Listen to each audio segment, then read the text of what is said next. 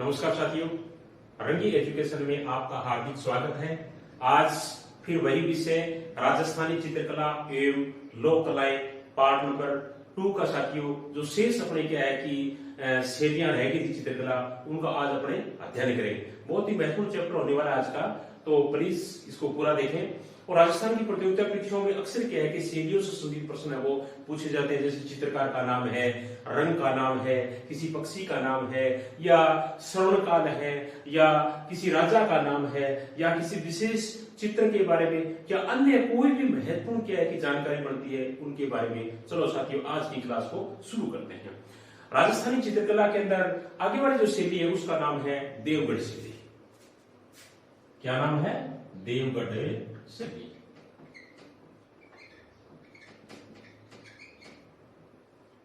देवगढ़ शैली भी राजस्थानी चित्रकला के अंदर बहुत ही महत्वपूर्ण स्थान रखती है। ये जो देवगढ़ शैली है, इसकी ये जो ठिकाना था देवगढ़, ठिकाने का नाम क्या था? देवगढ़। और देवगढ़ जो ठिकाना है, इसके जो संस्थापक हैं वो 1680 के अंदर इसकी स्थापना की गई, और संस्थापक थे रावत द्वारिकादास चुंडावत। रावत द्वारिकादास चुंडावत, यानी देवगढ़ शैली है जो देवगढ़ ठिकाना था वहां की है, और इसकी जो स्थापना है वहां के राव द्वारिकादास चुंडावत थे। उन्होंने 1680 के अंदर देवगढ़ ठिकाने की स्थापना की थी। और देवगढ़ ठिकाने के जो सामंत हैं वो 16वें उमराव कहलाते हैं। ये इनके लिए बहुत ही महत्वपूर्ण है। क्या कहलाते हैं ये? 16वें उमराव। 16वें उमराव, यानी राजस्थान के अंदर एक ऐसा ये ठिकाना है जिसके जो सामंत है वो 16वें उमराव कहलाते हैं। प्रश्न भी आ सकता है कि राजस्थान के किस ठिकाने के ठिकानेदार को या राजा को या शासक को 16वें उमराव कहा जाता है? तो अपने क्या बताएंगे? देवगढ़ ठिकाना। और ये जो देवगढ़ शैली है, इसको प्रकाश में लाने का जो श्रेय है वो एक बहुत बड़े विद्वान हुए हैं, उनका नाम है श्रीधर अंगारे। क्या नाम है? श्रीधर अंगारे। ये क्या है कि इस शैली को लोगों के सामने लेके आए, लोगों को बताया कि ये भी कोई शैली है जो बहुत ही महत्वपूर्ण स्थान रखती है। तो देवगढ़ शैली को जनता के सामने लाने का जो श्रेय है वो लाने वाले जो विद्वान थे उनका नाम है डॉक्टर श्रीधर अंगारे। क्या नाम है? डॉक्टर श्रीधर अंगारे। और इसके जो प्रमुख चित्रकार थे वो भी बहुत महत्वपूर्ण साथियों। कई बार चित्रकार के बारे में पूछ लिया जाता है। चित्रकारों के नाम जैसे बगता है, कमला है, फर्स्ट कमला, सेकंड है, हरचंद है, और नंगा है, चोखा है, बैजनाथ है। ये क्या है कि देवगढ़ शैली के प्रमुख चित्रकारों के अंदर आते हैं। दोबारा देख लेते हैं कि देवगढ़ शैली के प्रमुख चित्रकार कौन कौन है। तो बगता, कमला फर्स्ट, कमला सेकंड, हरचंद, नंगा, चोखा और बैजनाथ। और ये जो देवगढ़ शैली है, इसमें जो रंग है वो प्रमुख रूप से, प्रमुख जो इसका रंग है वो रंग है साथियों पीला। यानी पीले रंग का क्या है कि ज्यादा से ज्यादा यूज देवगढ़ शैली के अंदर किया गया है। आगे वाली जो शैली है वो बहुत ही महत्वपूर्ण शैली है, उसका नाम है मारवाड़ शैली। मारवाड़ शैली, यानी जोधपुर और उसके जो आसपास के क्षेत्रों के अंदर जो शैली प्रचलित थी वो क्या है कि मारवाड़ शैली है वो कहलाती है। और मुख्य रूप से इसका जो चित्र था वो क्या है कि मारवाड़ क्षेत्र के अंदर था। और तिब्बती इतिहासकार, बहुत महत्वपूर्ण प्रश्न है, तिब्बती इतिहासकार थे ताराचंद, लामा ताराचंद। लामा ताराचंद, याद रखना, बहुत ही महत्वपूर्ण प्रश्न है। तिब्बती इतिहासकार लामा ताराचंद ने क्या है कि मरु देश के एक चित्रकार का उल्लेख किया है, उसका नाम है सरंगधर। यानी कि चित्रकार का उल्लेख किया उन्होंने सरंगधर नाम करके क्या है कि एक चित्रकार का उल्लेख किया है। लामा ताराचंद जो तिब्बत प्रदेश के थे, उन्होंने मरु प्रदेश यानी मारवाड़ के चित्रकार का उल्लेख किया है। उस चित्रकार का नाम क्या है? सरंगधर। चित्रकार का नाम क्या है? सरंगधर। और जो पश्चिमी भारत है उसकी एक शैली है यक्ष शैली। कौन सी शैली? यक्ष शैली। उसका क्या है कि जन्म है वो भी मारवाड़ शैली से माना जाता है, ये याद रखना। यानी ये जो यक्ष शैली है पश्चिमी भारत की, इसके जो जन्मदाता है वो सरंगधर को माना गया है। किसको माना गया है? सरंगधर को, जो मरु प्रदेश के प्रमुख चित्रकार माने जाते हैं।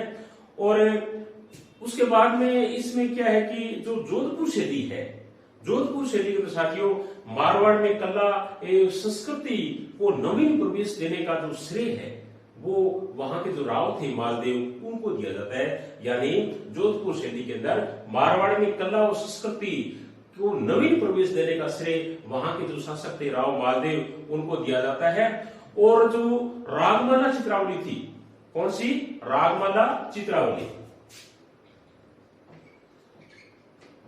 रागमाला चित्रावली जोधपुर शैली का चित्र है ये। यानी रागमाला जो चित्रावली है ये क्या है? 1623 ईस्वी के अंदर, 1623 ईस्वी के अंदर जो चित्रकार थे, यानी रागमाला चित्रावली है, इसका जो चित्रांकन है वो 1623 ईस्वी के अंदर कलाकार थे वीर जी। क्या नाम है? वीर जी। वीर जी नाम करके जो चित्रकार थे उन्होंने क्या है कि रागमाला चित्रावली को चित्रित किया है। और उसके बाद में अजीत सिंह के इसमें मारवाड़ शैली में सबसे ज्यादा सुंदर चित्र वो बनाएंगे। यानी जब अजीत सिंह जोधपुर के राजा थे तो उनके शासनकाल के अंदर मारवाड़ शैली में सबसे सुंदर चित्र है उनका निर्माण है वो किया गया। और इसके जो प्रमुख चित्रकार था एक डालचंद, याद रखना बहुत ही महत्व है जोधपुर शैली का चित्रकार है कौन है? डालचंद। प्रश्न भी आ सकता है कि डालचंद किस सदी का कलाकार है या डालचंद है वो किस शासक के काल में था? तो डालचंद है वो जो महाराजा अभय सिंह थे, महाराजा अभय सिंह, यानी जोधपुर के जो महाराजा अभय सिंह थे उनके शासन काल के अंदर क्या है कि डालचंद ने इस शैली जोधपुर शैली के अंदर अनेक चित्रों का निर्माण है वो कराया। और मारवाड़ शैली का जो सर्वोच्च स्थान है, यानी मारवाड़ शैली ने अपना जो सर्वोच्च स्थान है, सबसे अच्छा स्थान है, ऊंचा स्थान है, वो जब वहां के जो शासक थे मानसिंह, यानी राजा मानसिंह थे जिनके शासन काल के अंदर नाथपंथ के अनेक चित्रों का निर्माण करवाया गया। तो अपने कह सकते हैं कि मारवाड़ शैली का या जोधपुर शैली का जो सर्वोच्च स्थान है वो महाराजा मानसिंह के समय में था। किस शासक के काल में था? महाराजा मानसिंह के काल के अंदर जो ये मारवाड़ शैली है ये सर्वोच्च स्थान पर पहुंच गई। किस राजा के शासनकाल में? महाराजा मानसिंह के शासनकाल में। और महाराजा मानसिंह के शासनकाल में अनेक चित्रकार सभी बहुत ही महत्वपूर्ण चित्रकार थे जिनके अंदर क्या है कि अमरदास भाटी है, दाना भाटी है। कौन कौन से? अमरदास भाटी, दाना भाटी, शंकरदास, माधोदास, शिवदास और राम सिंह भाटी। दोबारा देख लेते हैं कि महाराजा मानसिंह के इसमें जो मारवाड़ शैली थी उसके प्रमुख चित्रकार कौन कौन थे? तो दोबारा देख लेते हैं कौन कौन थे। अमरदास भाटी है, दाना भाटी है, राम सिंह भाटी है, शिवदास है, माधोदास है, शंकरदास है। ये क्या है कि उस वक्त प्रमुख चित्रकार थे। और जो जोधपुर शैली है यानी जो मारवाड़ शैली है इसके जो प्रमुख जो विषय है वो साथियों प्रेम का आख्यान करना, यानी प्रेम के बारे में बताना, यानी प्रेमाख्यान।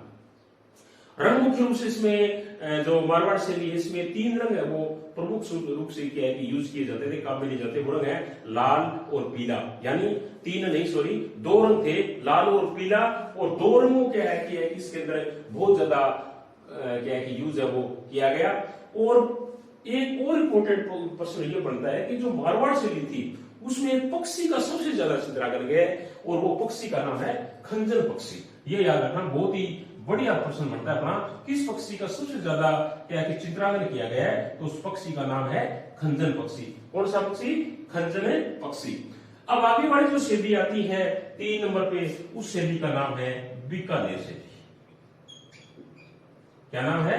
बीकानेर शैली। बीकानेर शैली की साथियों राजस्थान की प्रतियोगिता परीक्षा के हिसाब से बहुत ही महत्वपूर्ण स्थान है वो रखती है। और बीकानेर शैली का जो जन्म है वो 16वीं सदी के आसपास है वो माना जाता है। और इसके जो चित्र हैं, जब बीकानेर के राजा थे महाराजा राय सिंह, उसमें क्या है कि भागवत पुराण के जो प्रारंभिक जो चित्र थे वो चित्र क्या है कि इसके अंदर बनाए गए। समय 16वीं सदी।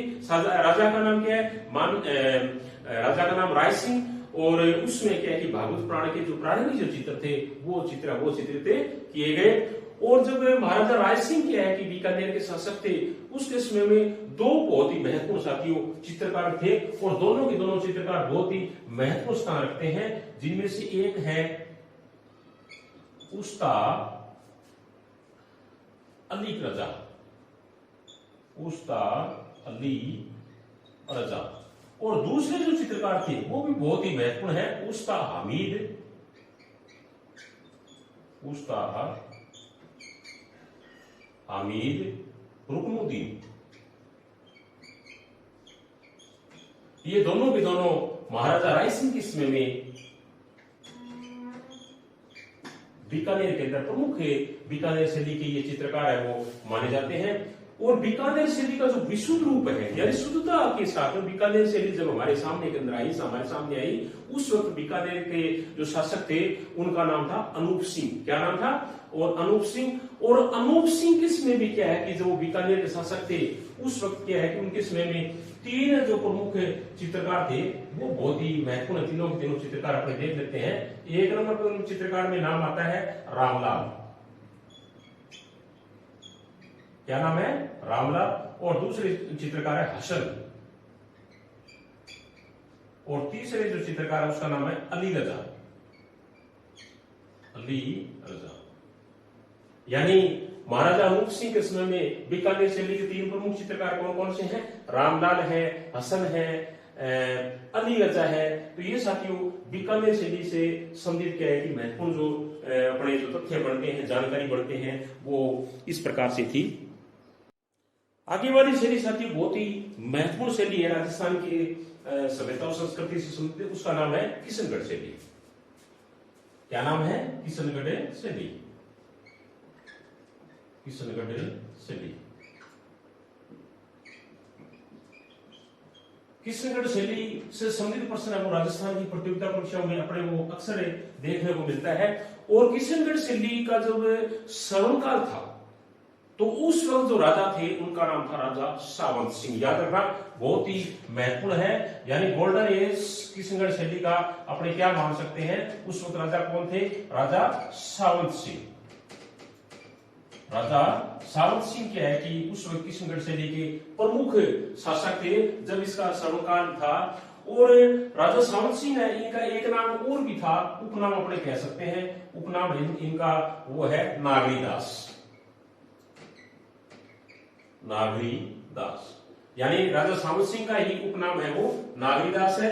और जब राजा सावंत सिंह थे उस वक्त क्या है कि उनके समय के बहुत ही महत्वपूर्ण चित्रकार थे साथियों, और बहुत ही महत्वपूर्ण चित्रकारों की श्रेणी में उनको रखा जाता है। और वो चित्रकार है मोर ध्वज निहाल चंद। याद रखना, चित्रकार का नाम क्या है? किशनगढ़ शैली के सबसे इंपोर्टेंट चित्रकार का नाम है मोर ध्वज निहाल चंद, मोर ध्वज निहाल चंद। इन्होंने क्या है कि बहुत ही सुंदर सुंदर चित्रों का निर्माण किया। और जब मोर ध्वज निहाल चंद के समय के अंदर किशनगढ़ शैली है वो अपना क्या है कि सर्वोच्च स्थान पर थी। और इस शैली का एक बहुत ही महत्वपूर्ण चित्र है, उसका नाम है बड़ी ठणी। क्या नाम है? बड़ी ठणी। जिसके चित्रकार है उनका नाम है मोर ध्वज निहाल चंद। और इसी बड़ी ठणी चित्र को जो एक बहुत बड़े विद्वान हुए हैं एरिक डिकिंसन। क्या नाम है? Eric Dickinson. यानी एरिक डिकिंसन ने बड़ी ठणी को क्या कहा है? भारत की मोनालिसा। ये याद रखना बहुत ही महत्वपूर्ण है कि भारत की मोनालिसा किसे कहा जाता है? तो भारत की मोनालिसा कहा जाता है बड़ी ठणी को। भारत की मोनालिसा क्या है कि बड़ी ठणी को किसने कहा? तो हम किसका नाम बताएंगे? एरिक डिकिंसन का। और बड़ी ठणी चित्रकार कौन थे? तो वो थे मोर ध्वज निहाल चंद। और जब बड़ी ठणी चित्र का निर्माण किया गया उस वक्त क्या है कि किशनगढ़ के राजा कौन थे? तो वो राजा थे नागरीदास या राजा सावंत सिंह। क्या नाम था? राजा सावंत सिंह। और इसी बड़ी ठणी के ऊपर 1973 के अंदर, यानी 1973 के अंदर इसी बड़ी ठणी पर भारत सरकार ने एक डाक टिकट जारी किया। बहुत ही महत्वपूर्ण है। डाक टिकट क्या है कि इसके ऊपर जारी किया है 1973 के अंदर। यानी राजस्थान की बहुत ही महत्वपूर्ण पेंटिंग है बड़ी ठणी, जिसे भारत सरकार ने क्या है कि इसके ऊपर डाक टिकट है वो जारी किया है। और इसके अलावा किशनगढ़ शैली के और भी बहुत सारे चित्रकार महत्वपूर्ण चित्रकार रहे हैं। तो अपने देख लेते हैं, जैसे नानक राम है, सीताराम है, सूरध्वज है, मूलराज है, बदन सिंह है, रामनाथ है, स्वाई राम है और लालड़ी दास है। ये किशनगढ़ शैली के प्रमुख चित्रकारों की श्रेणी के अंदर आते हैं। दोबारा देख लेते हैं कि किशनगढ़ शैली के प्रमुख चित्रकार कौन कौन थे। नानक राम है, सीताराम है, सूरध्वज है, मूलराज है, बदन सिंह है, रामनाथ है, लालड़ी दास है और स्वाई राम है। ये किशनगढ़ शैली के प्रमुख चित्रकार थे। आगे बढ़े जो शैली है उसका नाम है अजमेर शैली। क्या नाम है? अजमेर शैली। अजमेर शैली भी राजस्थान के अंदर बहुत ही महत्वपूर्ण स्थान रखती है और अजमेर शैली के अंदर इसकी जो उप शैलियां थी, अनेक इसके ठिकाने थे, वहां पर क्या है कि इसकी अनेक उप शैलियों के अंदर अनेक चित्रकार वो चित्रकारों ने क्या है कि इनके ऊपर चित्र वो बनाए। तो एक एक करके देख लेते हैं। जैसे जूनिया था, जूनिया के अंदर चांद नाम करके चित्र था, उसने चित्र बनाए थे। जूनिया के अंदर कौन था? चांद नाम करके चित्रकार, उसने चित्र बनाए। और सावर था, वहां पर तैयब नाम करके चित्रकार था। क्या नाम था? तैयब। उसने क्या है कि चित्र वो बनाए। नान नामक स्थान है, वहां पर राम सिंह भट्टी नाम करके चित्रकार था। और खरवा है, वहां पर दो चित्रकार थे, एक तो जालजी थे और दूसरे थे नारायण भट्टी थे। और मसूदा के अंदर क्या है कि जो चित्रकार थे उनका नाम है माधोजी और राम भी है। और उसके बाद में अजमेर के अंदर क्या है कि जो चित्रकार थे उनका था अल्लाह बख्श नाम करके। अजमेर के अंदर जो चित्रकार थे इस शैली, उनका नाम क्या है? अल्लाह बख्श। और दो महिलाएं चित्रकार भी थे इस शैली की। दो महिला चित्रकार है, बहुत ही महत्वपूर्ण है दोनों की दोनों। एक का नाम है, महिला चित्रकारों के अंदर इनमें अपने एक का नाम देख सकते हैं उषना, उसेना। और दूसरी जो चित्रकार है साहिबा, साहिबा। ये दो क्या है कि महिला चित्रकार है अजमेर शैली की। अब साथियों अपने दोबारा देख लेते हैं कि अजमेर शैली के ये महत्वपूर्ण जो कलाकार की अपनी चर्चा कर रहे थे। तो अजमेर शैली के जो उप शैलियां हैं, जो उप क्षेत्र है उनके, जैसे जूनिया से कौन था? चांद। और सावर से कौन है? तैयब। और नान से कौन था? राम सिंह भाटी। और खरवा से कौन था? जालजी हैं और नारायण भट्टी हैं। और मसूदा से कौन था? माधोजी हैं, राम है। और अजमेर से अल्लाह बख्श था और दो महिला चित्रकार भी थी, उनका नाम, एक का साहिबा नाम है और दूसरी का नाम क्या है? उषना। उषना और साहिबा, ये दो महिला चित्रकार भी थी अजमेर शैली की। और साथियों राजा बाबू जी का जो चित्र है, किसका? राजा बाबू जी का चित्र है। ये राजा बाबू जी का जो चित्र है ये 1698 ईस्वी के अंदर, 1698 ईस्वी के अंदर जो जूनियों का जो चांद था उनका प्रसिद्ध है साथियों। जूनियों का जो चांद नाम करके जो चित्रकार था, दुनिया का जो चांद नाम का चित्रकार था, उन्होंने एक बहुत ही महत्वपूर्ण चित्र बनाया 1698 के अंदर। उस चित्र का नाम क्या है? राजा बाबू जी का चित्र। क्या नाम? राजा बाबू जी का चित्र। उसके बाद में साथियों एक बहुत ही महत्वपूर्ण चित्र है, उसका नाम है मुम्बल। सभी ने सुना है कि मुम्बल चित्र, मुम्बल जो चित्र है ये भी एक बहुत ही महत्वपूर्ण चित्र है। और मुम्बल चित्र है वो जैसलमेर शैली का प्रसिद्ध चित्र है। किस शैली का? जैसलमेर शैली का प्रसिद्ध चित्र वो मुम्बल चित्र वो माना जाता है। और एक शैली और हुई थी साथियों, उसका नाम है घाणेराव उप शैली। क्या नाम है? घाणेराव, घाणेराव उप शैली है। इसकी भी क्या है कि कुछ महत्वपूर्ण चित्रकार रहे हैं, जिनमें से अपने देख लेते हैं। जैसे नारायण है, नारायण है, दूसरा क्या है? छज्जू है, और एक चित्रकार और है नारायण, छज्जू, और तीसरा है किप्पाराव। किप्पाराव ये क्या है? घाणेराव जो उप शैली है उसके तीन महत्वपूर्ण क्या है कि साथियों चित्रकार थे। अब आगे वाली जो शैली है वो भी बहुत ही महत्वपूर्ण शैली है, उसका नाम है आड़ती शैली। आड़ती में साथियों सभी को पता है ये मोटा बूंदी का जो चित्र होता है वो आड़ती शैली के अंदर आता है। तो इस शैली के अंदर भी क्या खास विशेषता है, क्या महत्वपूर्ण है, वो अपने क्या है कि एक एक करके इसमें भी देख लेते हैं तो शैली का नाम क्या है? हाड़ौती शैली। हाड़ौती शैली। हाड़ौती शैली भी महत्वपूर्ण शैलियों के अंदर आते हैं। हाड़ौती शैली में क्या है कि जैसे हमने चर्चा कर रहे थे अभी, जैसे कोटा शैली है, बूंदी शैली है, तो अपने सबसे पहले क्या है कि बूंदी शैली के बारे में देख लेते हैं। बूंदी शैली साथियों बहुत ही महत्वपूर्ण शैली है। राजस्थान की प्रतियोगिता परीक्षा में बूंदी शैली से संबंधित प्रश्न है वो देखने को अपने को मिलते हैं।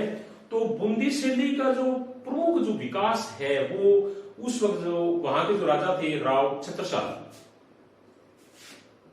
क्या नाम है? राव छत्रसाल, उनके कार्य के अंदर क्या है कि इस शैली का बहुत ही महत्वपूर्ण विकास हुआ राव छत्रसाल के समय में।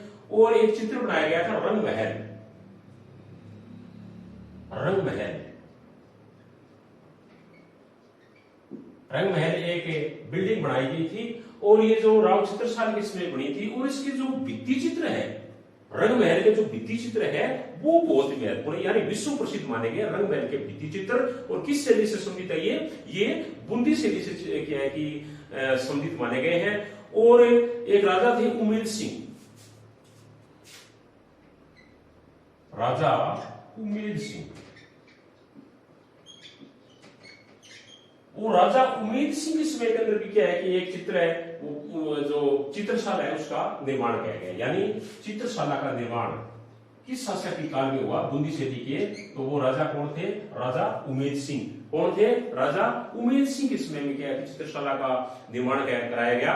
और बूंदी शैली की जो सबसे महत्वपूर्ण जो विशेषता है, एक बहुत ही महत्वपूर्ण विशेषता है, वो है पशु पक्षी, यानी पशु पक्षियों की शैली माना जाता है इसको।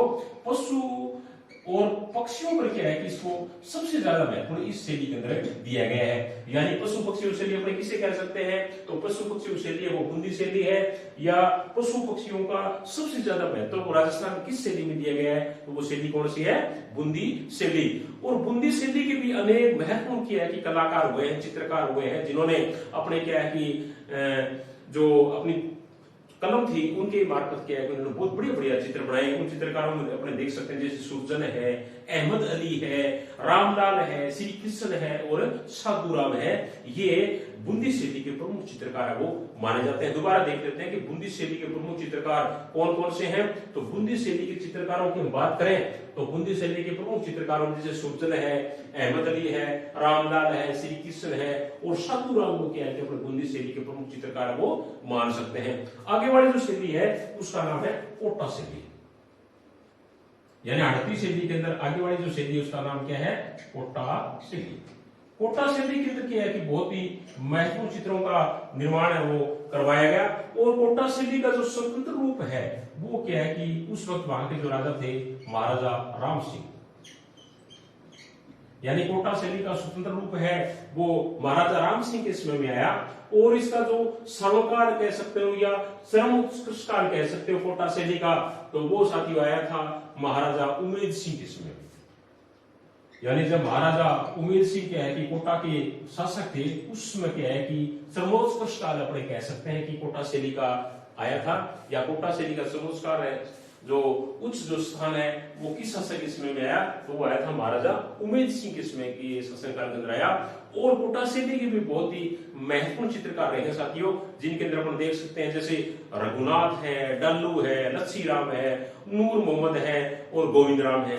ये क्या है कि कोटा शैली के प्रमुख चित्रकारों के अंदर आते हैं। दोबारा देख लेते हैं कि कोटा शैली के प्रमुख चित्रकार कौन कौन से हैं। रघुनाथ है, नूर मोहम्मद, लच्छी राम, डल्लू और गोविंद राम क्या है कि शैली के प्रमुख चित्रकार है वो माने जाते हैं। आगे वाली जो शैली है वो भी बहुत ही महत्वपूर्ण शैली आती है साथियों। उस शैली का नाम है ढूंढाड़ शैली।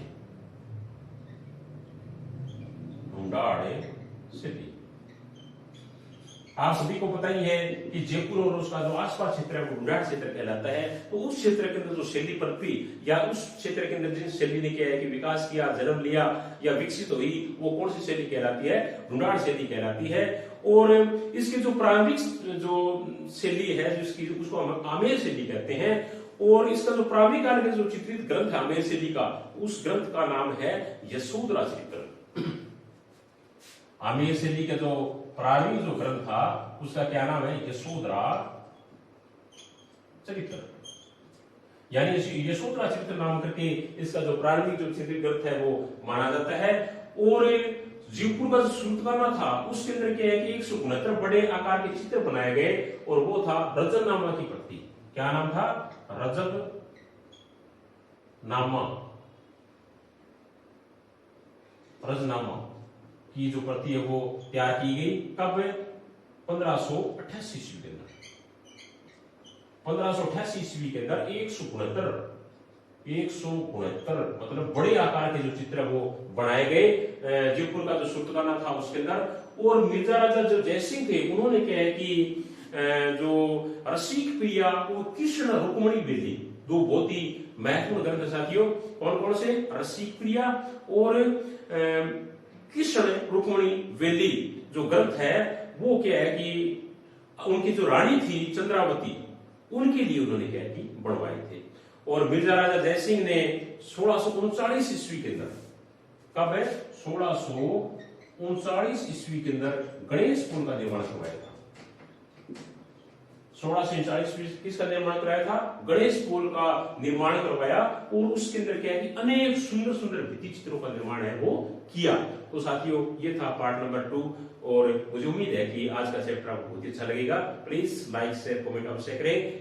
फिर हम कल दोबारा मिलेंगे एक इसके आगे वाले पार्ट के लिए। तब तक थैंक यू, धन्यवाद।